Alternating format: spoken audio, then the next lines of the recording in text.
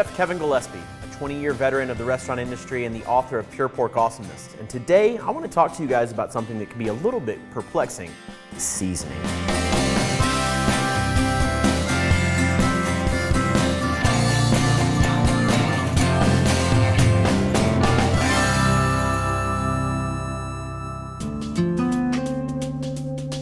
Most folks think that a little salt, a little pepper, anything that you shake over your food to make it taste better is seasoning. And though that's somewhat true, the reality is that seasoning is very specifically salt and acid. It's the two things that the human palate can use in order to amplify the natural flavor of something.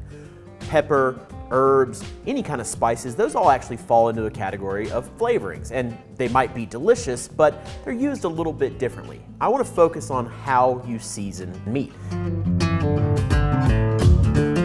The general rule of thumb with seasoning is that smaller cuts, you really get one chance at this. We're going to have to put all the seasoning on it right out of the gate before we cook it, and if we don't quite get it right, there's never really an opportunity to come back and re-season it after the fact. Salting stuff table side, with your little salt shaker is not a great way to handle it. For one, you consume a tremendously larger amount of sodium doing it that way, but two, it never really sinks in. If we're just talking about salt, I have kosher salt in this bowl. Kosher salt is a very good general purpose seasoning salt.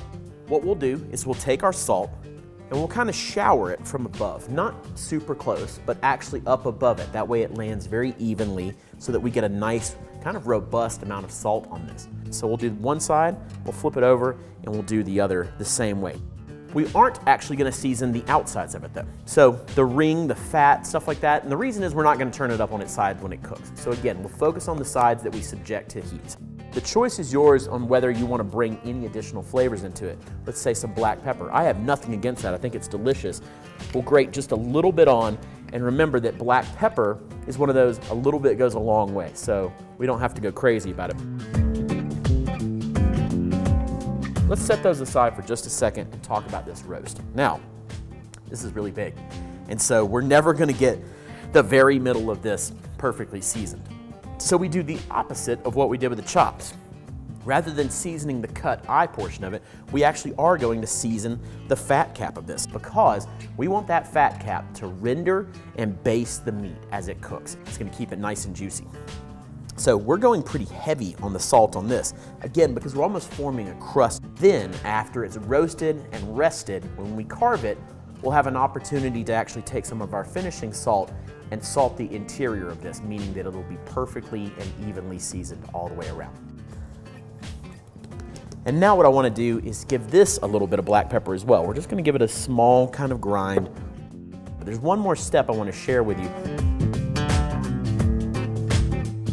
Salt is a liquefier. It's just naturally what it does. It draws moisture to the surface. And that's not necessarily a bad thing, but the problem is that if we don't take the outside surface moisture off of the piece of meat, we won't ever be able to really brown it. Instead, when we add it to the pan, it just kind of ends up steaming. All we have to do is take our pork chops and our pork roast and blot them dry. Just pressing a little bit of paper towel down onto the surface is enough to draw off that excess moisture. We're not pulling the juices out of the inside here, but we are blotting the surface so that it's nice and dry to the touch, and thus it's going to sear much better.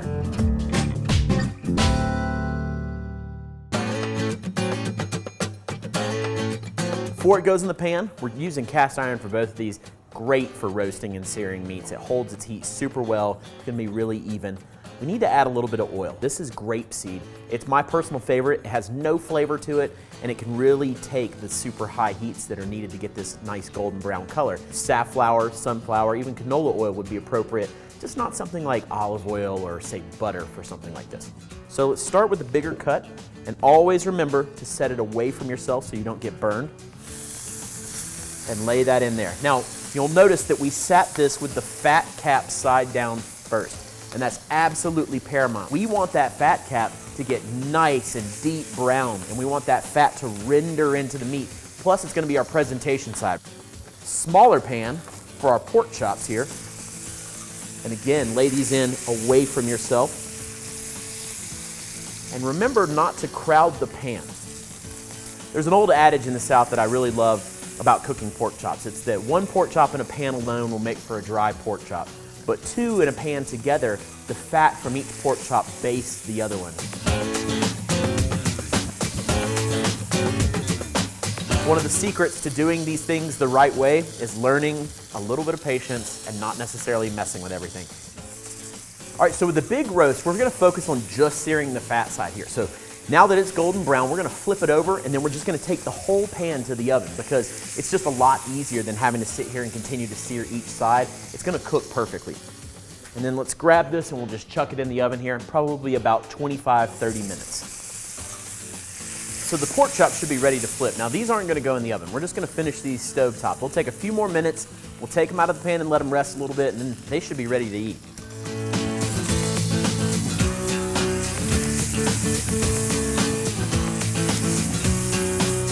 All right guys, I think our roast is probably ready. So let's get this out of the oven. Remember, super hot pan, so just be careful.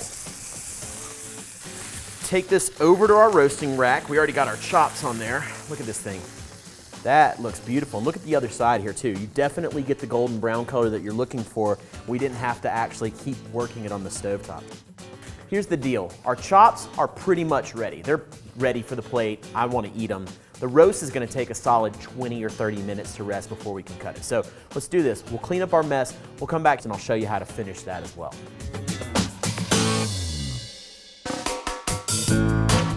I, for one, am ready to try one of these pork chops. So let's pull one of these over here to the plate and get this party started. So we've given them a chance to rest, which means they're going to be juicy.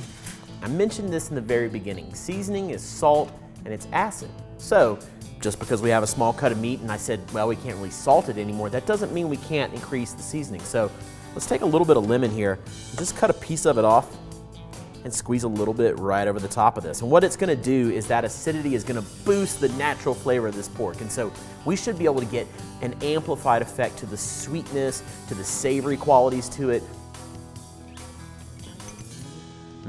How can you go wrong with something like that? All right guys, the moment has come for us to slice into our nice pork sirloin roast. We've been patient, we gave it its time to rest. Look at this thing, perfectly golden brown. You see the seasoning on the outside. Again, that salt creates this beautiful crust on the fat cap so that when it cooks, it renders and just bastes it. And I'd be willing to bet you when we cut this thing open here, you're gonna find a nice, juicy interior. Let's see. That's what we're looking for, guys. Look at this. Let me give this just a little squeeze. You see that juice come to the surface right there? That's what we're looking for. The tricky thing, again, remember, is that we only have our seasoning around the outside, but that's cool because when we slice something like this, it's a perfect time for us to use a little finishing salt. This is a little sea salt. It's flaky, it's a little less salty than kosher salt. It adds a nice little punch, and let's not forget our acid, a little bit of lemon juice on here as well. Tiny squeeze of that over the top. And I promise you, you're gonna pick up every single nuance of flavor in this pork. So remember, when we're talking about seasoning, we're talking about bringing the flavors that are already there to a new level, just setting them to explode. And that's salt and acid.